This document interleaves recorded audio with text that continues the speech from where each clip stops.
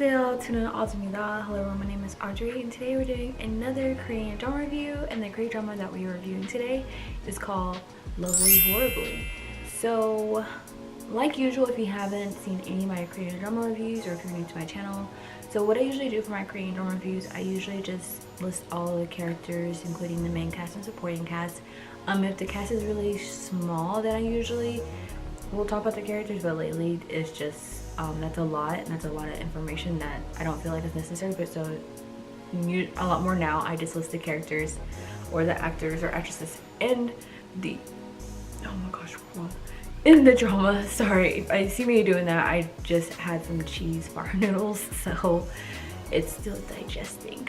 Anyways, afterwards I just give a summary of what the drama is about, and then I just give triggers in the drama. So what I mean by triggers is like things that could have been traumatizing to you that you maybe went through, and I just want to like give those things to you, or what I believe could be maybe traumatizing to any of you out there, because everybody goes through different things in life, and I want to be able to prevent anything that could cause you to relapse or anything that may have happened to you. So I try to do my best of trying to list those things, so that way I can help anyone who's wanting to watch the drama but don't want to have any of those issues.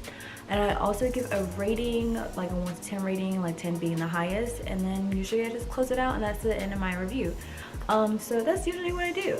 So again, the drama that I'm reviewing today is Lovely Horribly, and like usual, I have my laptop with me. That way I won't butcher the names too badly when I'm listing all the actors, because I am learning Korean, but I am not a pro when it comes to pronunciation or anything.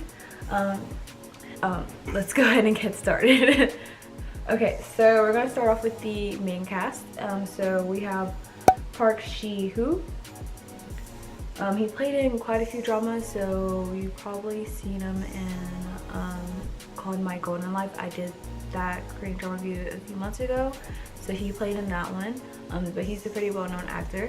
You also have Song Ji-ho. You probably seen her from Running Man. She's also a pretty well-known actor and variety show host. You have Lee Ki-kwang.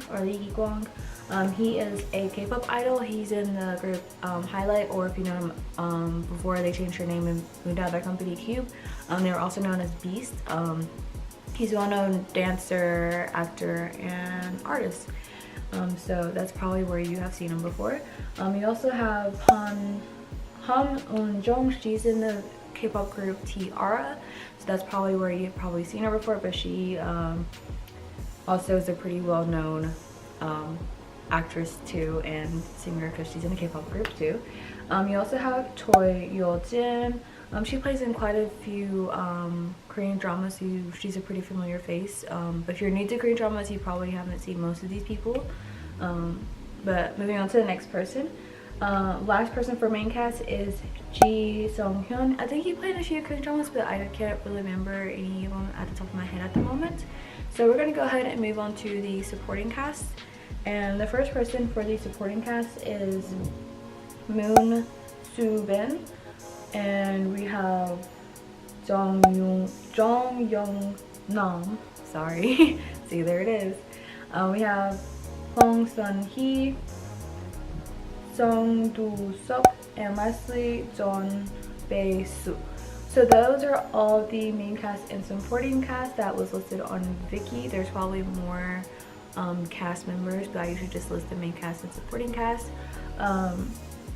So this drama was like, I really like this drama. It's good. It's a good one to watch if you're really into the supernatural-esque Korean dramas, which usually there's a few of those that usually happen like now so often, versus just the regular, just romantic, basic Korean dramas I usually see. So what I like about this drama, and I feel like, or what this drama is about, is basically about these two people. They met each other at a very young age because they dealt with good luck and bad luck. And so if you're not familiar what a shaman is usually, you see them a lot in Korean dramas. So like, for instance, a lot of times in Korean dramas, like say the mother wants to have good luck for her kid for testing, and once they'll get like a little yellow piece of paper with a red writing on it, and they do like fortune telling and stuff.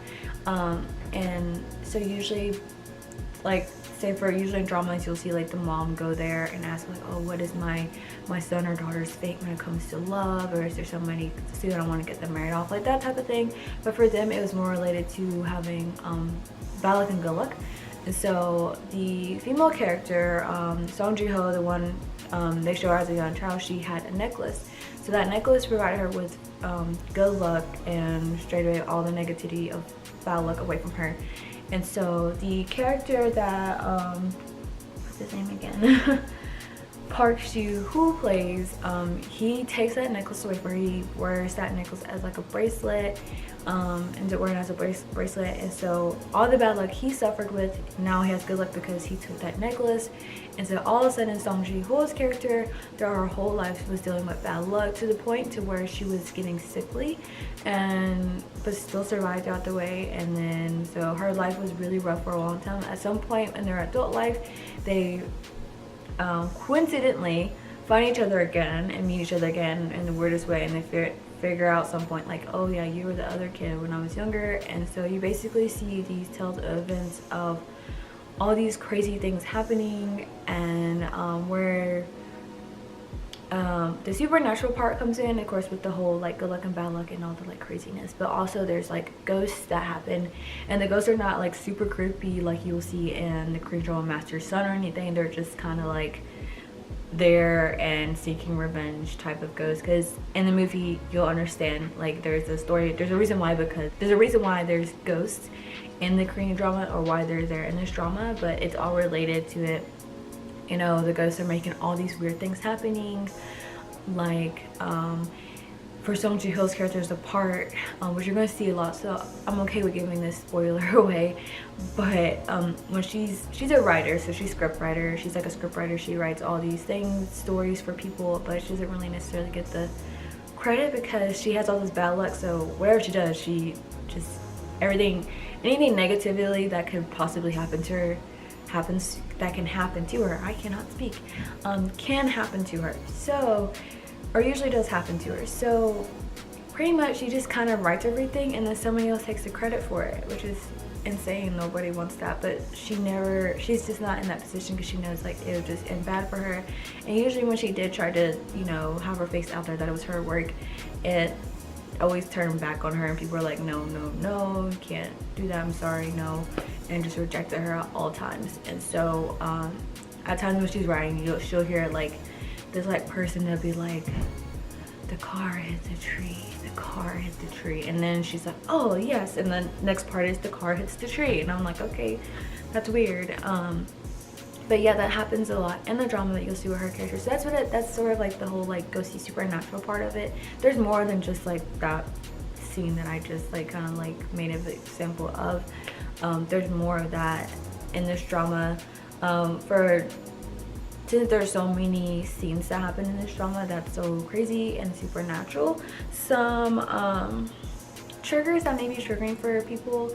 If you were in an accident where you were like trapped in a fire or dealt with something caught on fire or something like that, there's some scenes where there was fire involved, with people being trapped in fire or passed away in the fire, stuff like that, or getting saved because they were stuck and unconscious in a fire. So if you ever dealt with that or anything, I would suggest if you see that scene, just skip through it.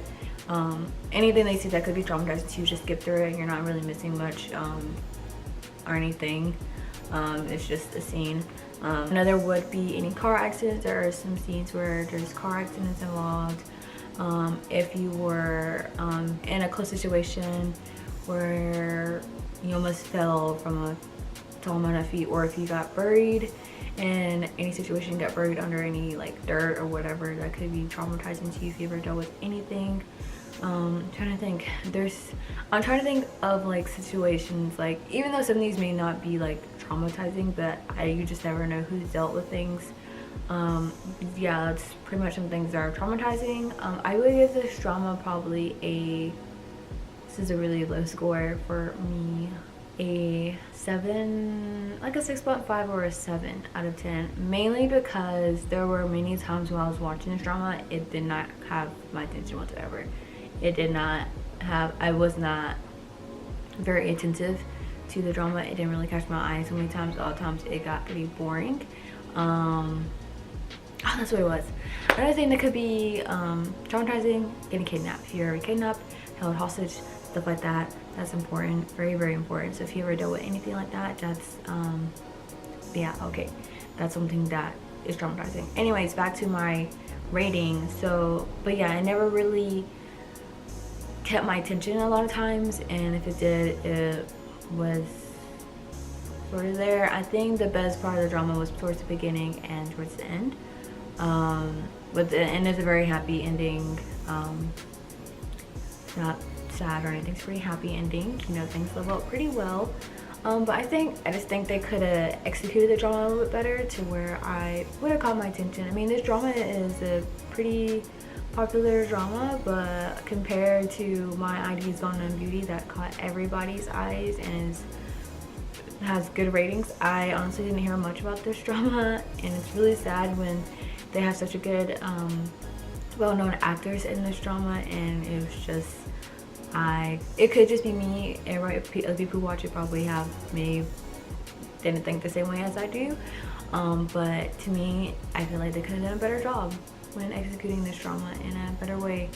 At times I feel like it was just a repeat of the same scenes in different ways, and it was just the same stuff over and over again, and it was just, some stuff was pretty just like cliche, and that's pretty much how I feel about this drama. I would recommend you watch it because you may have a different perspective, or you may think that it kept your attention the whole time and you never felt like you could just not look at it. It could just be me. But yeah, that's pretty much how I feel about this drama, and I hope this was able to help you in any way. I will be coming out with a video probably soon after this one is uploaded. Probably, well, I should say upload soon after you watch this one, where I'm doing my top 5 Halloweenish, spooky-ish K-dramas that'd be great for during this Halloweenish season. So look forward to that. This drama will be in there because I do think it was pretty spooky and stuff, and I just, after watching it and stuff, you know, I would watch it again just because it was, I could still watch it again, but it didn't really grab my attention, but it was still a pretty decentable TV drama that I could watch again, despite my rating and despite how I feel about it. So I still could watch it again. But thank you so much for watching my video. Don't forget to like, subscribe, or comment down below. Or if you came this far and you didn't like it, thank you so much for coming. And anyways, I'll catch you guys next time. Yeah.